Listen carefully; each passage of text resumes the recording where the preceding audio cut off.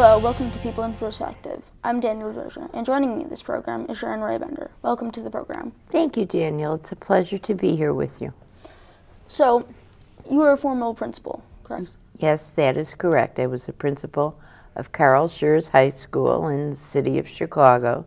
I was principal from 1993, and I retired in 2005. How was being a principal at a school with some gang problems? Well, the first thing that we did when I became principal is I assembled my administrative team. And quite like you do right here at RB, when you give a visitor a pass and it has the time on it and we're in their location, we did pretty much the same, but we did not have the technology that you have at RB. We had to handwrite a hall pass, and depending upon where the individual was going, it was color-coded to make certain that the person was going to the right area and that one of my security staff could help them find where they were going.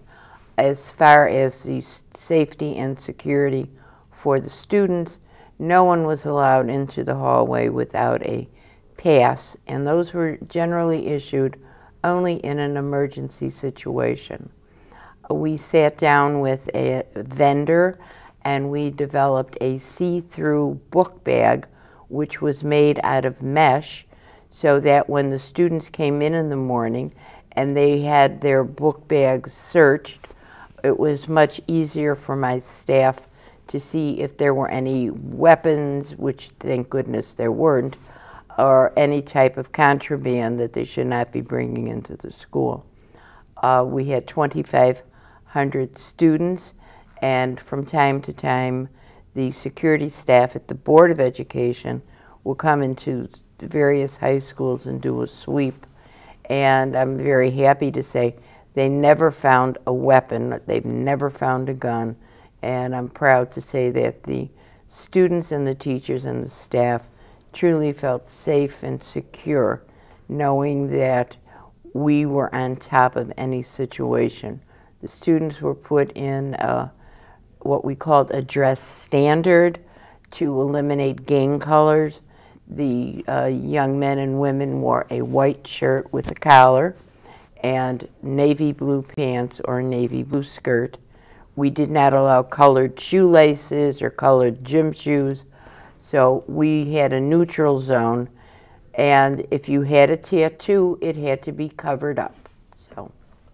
So if you had a tattoo like on your face, what would you do?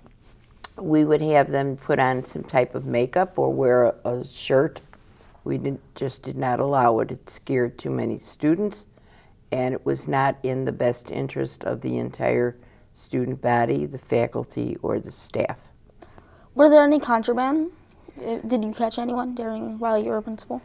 Well, actually, no. What we did find, however, is from time to time there would be bags of marijuana outside on the lawn because they knew they were going to be searched, and they would throw it in the bushes or something. But inside the school itself, no. Any weapons or anything? Well, at one time, we found a pocket knife on a student, and I think that with 2,500 students, it's a pretty good record.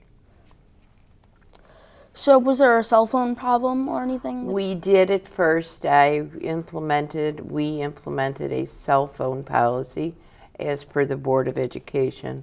Cell phones were taken to my discipline office. They were put in an envelope, which was signed by my disciplinarian and the student. And at the end of the school day, the student would go to the discipline office and retrieve his or her telephone. And the reason that we did this is for the safety and security of the students. A parent once complained to me and said, "Why did you take my daughter's phone from her?" This particular phone had a camera on it. Now, this is going back to when cameras were a new thing on a telephone. And I said to this gentleman, well, if your daughter has a cell phone with a camera on it and she's in the locker room, what would you do if somebody took her picture and put it on the internet while she was taking a shower? And he said, I never thought of that. And I said, well, you don't have to think of that, but I'm the principal, and I have to think of those things. Therefore, your daughter cannot have her phone in the school during school hours. She may deposit it in the discipline office and collect the phone at the end of the day. Because many of our students worked after school, and they did need a telephone to call a parent or a friend to pick them up from work, and I understood that. So that's why we had this policy. So you're also a teacher, correct? I am always a teacher, an English teacher, and a teacher of reading, and I also taught English as a second language.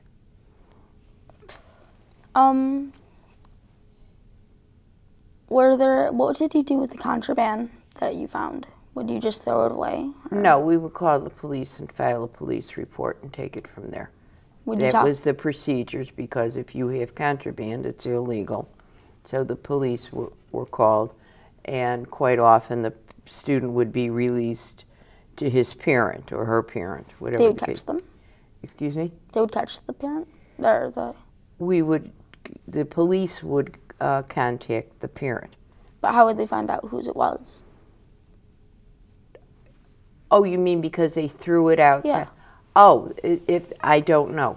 I just called the police, and if they were able to find out which student it belonged to, then the student would be arrested or taken to the station, whatever the case may be. Other than that, we would call the police because it was contraband.